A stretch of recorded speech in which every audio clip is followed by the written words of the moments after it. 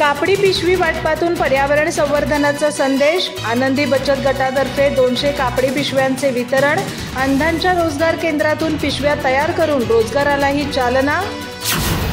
गडिंग्लज येथील गांधीनगर आनंद कॉलनीतील आनंदी बचत गटातर्फे प्लास्टिक मुक्तीचा संदेश देत 200 कापडी पिशव्यांचे वितरण करण्यात आले.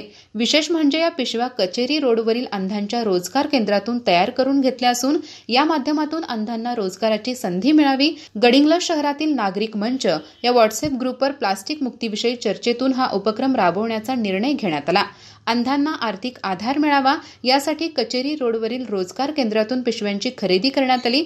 निलांबरी भुईंबर यांच्या नियोजनानुसार झालेल्या या कार्यक्रमाला अरुणा काकडे, रेश्मा काकडे, रेखा पाटील, सुलोचना पाटील, स्वाती पोवार, अनिता शिंदे, शीतल शिंदे, सुजाता पाटील, श्वेताली गिलविले, मोहिनी कांबळे, सीमा कांबळे, उषा डोणकर, अलका कोरी, अस्मिता पोवार, सुमन जगताप, रुपाली कित्तूरकर आदी महिला उपस्थित होत्या. सीमा काणेकर यांनी स्वागत केले तर ज्योती शिंदे यांनी आभार मानले. अधिक माहिती आणि ताज्या घडामोडींसाठी आजच आमचे चॅनल सबस्क्राईब करा.